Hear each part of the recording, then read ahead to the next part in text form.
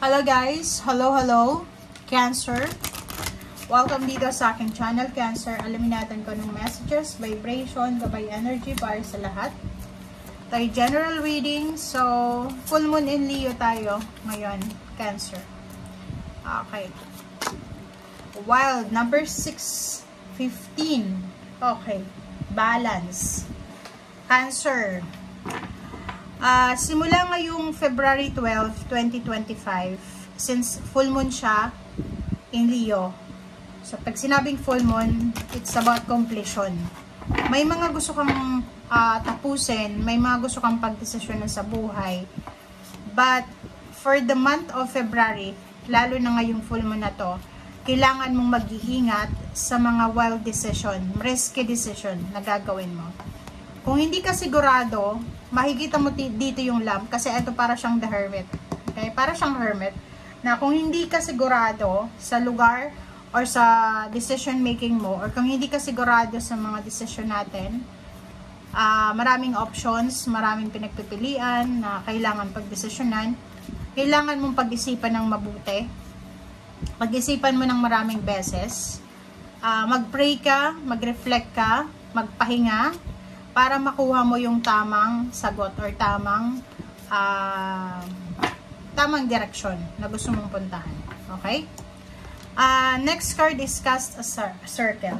Okay, etong cast a circle na to, pwedeng resonated to sa Pisces or Scorpio or even sa'yo, since pareho lang naman kayo ng zodiac sign.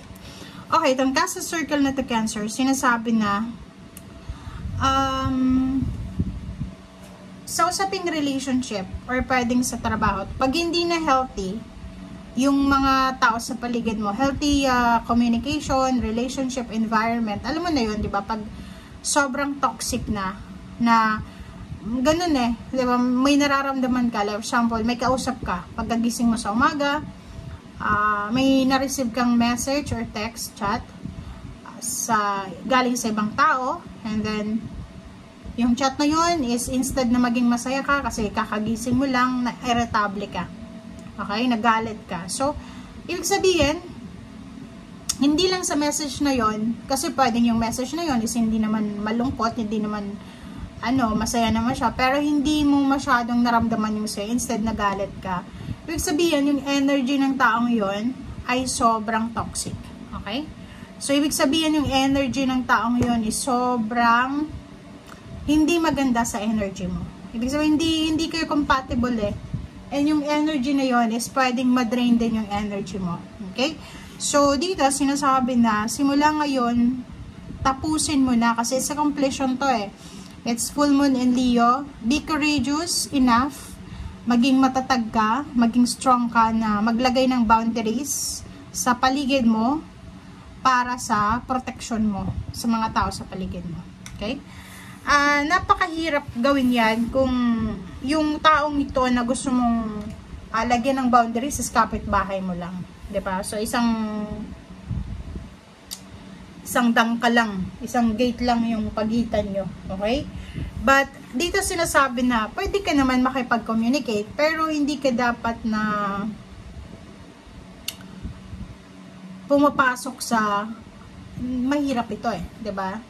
Kasi mismo pwedeng sa asawa, pwedeng sa anak, sa biyenan, sa magulang, yung energy na yan. So, ikaw na ang bahala. Basta maglagay ka lang ng boundaries na pwedeng makatulong sa'yo para proteksyonan yung energy.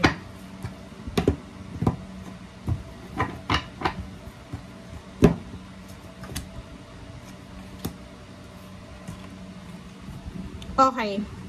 First two cards natin sa third deck is Seven of Swords and Two of Pentacles. Cancer.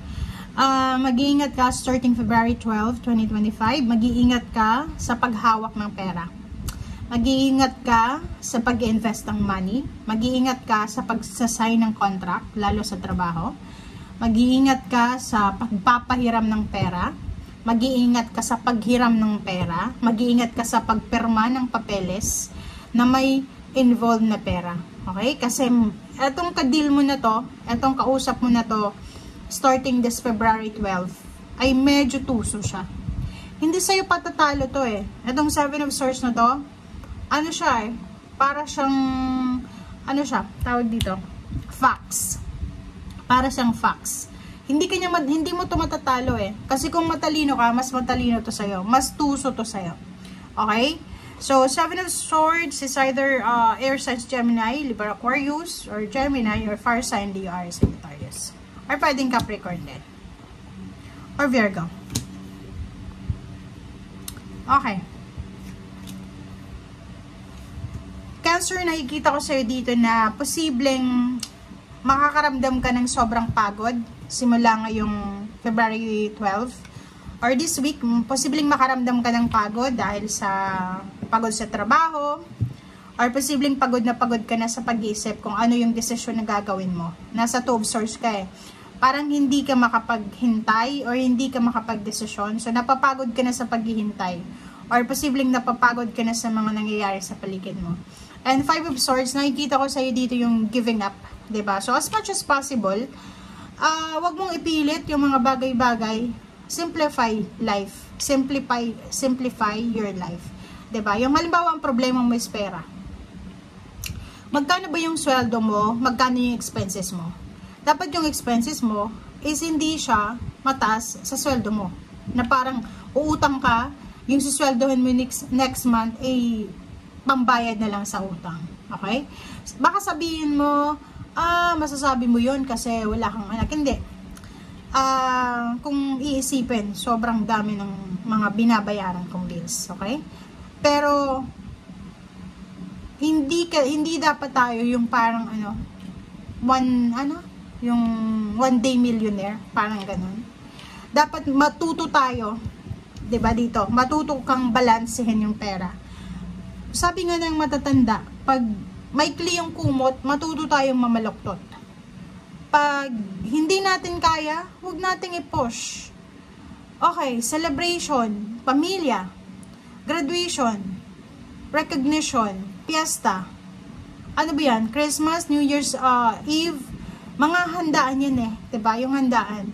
Dahil sa pride natin, wala tayong pera, mangungutang tayo, ganyan-ganito. Ayaw natin patalbog eh. Ayaw natin sabihin na, baka sabihin nila naghihirap tayo, baka sabihin nila ganyan-ganyan. So, if ganun yung mindset mo, talagang mahihirapan ka, mapapagod ka eh.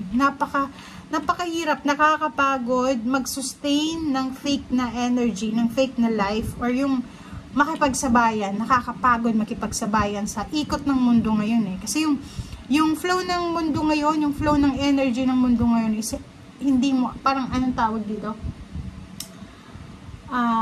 Unexpected siya. Hindi mo alam kung saan papunta or anong mangyayari sa susunod. So kung halimbawa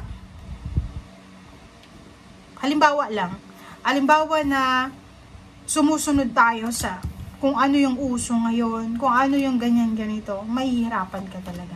Mapapagod ka. Hindi lang katawan mo yung mapapagod, yung isip mo, yung bulsa mo, 'di ba? Psychological. So mag-iingat ka. Okay. 'Di ba? So Cancer, nakikita ko yung shadow side and then Nine of Swords. So nakikita ko sa'yo dito, medyo exhausted ka. Drain yung energy. May mga gabi na hindi makatulog yung Cancer na ito, babae ka man or lalaki. Marami kang kinakatakutan. It's either natatakot ka sa mga mangyayari sa susunod, kung saan ka kukuha ng panggastos nyo, tatakot ka sa pamilya mo, tatakot ka para sa mga anak mo, kung may anak or apo. So, nakikita ko sa'yo dito yung fear. Okay? Ace of Swords, King of Wands, and Strength. Sinasabi sa'yo dito, huwag kang masyadong matakot. Let it go. Let go. Let God. And yun nga, huwag tayong masyadong simplify life. Huwag tayong masyadong mag-i-expect ng outcome. Okay? As long as na nakakakain tayo ng 3 times a day, as long as na masaya tayo, as long as na walang sakit sa pamilya, huwag na tayong masyadong maging ambitious. Okay? Yun yung energy mo dito eh. Simplifying life lang. And stop risky decision. 'Di ba? Ace of Swords, King of Wands, Strength. Sinasabi sa'yo dito na kung ilalet go mo lahat ng expectation mo sa buhay mo, maraming papasok sa'yo na offer. Maraming trabaho ang posibleng papasok sa buhay mo kasi wala kang expectation eh. 'Di ba? Like, halimbawa, nakapagtapos ka ng bilang isang guro, isang engineer, or ano ba yung architect, or ano ba yung trabaho mo, or profession mo. Kung yun yung hihintayin mo na trabaho, lahat ng ina-applyan mo, hindi ka matanggap, tapos yun talaga yung gusto mo, pero may mga available job dito na para sa'yo, pero hindi yun yung tinapos mo. Kung masyado tayong ma-pride or nag-expect tayo ng result, hindi tayo papasok sa trabaho na hindi naman natin tinapos. But dito sinasabi sa'yo na kung i-welcome mo lahat ng opportunities na to, Cancer, ito yung magdadala sa'yo ng strength financially. Ito yung talagang magbo-boost sa'yo doon sa paakyat sa tugatog ng tagumpay. Okay? So yun lang. Simplify life. Be true to yourself. Be true to your emotion.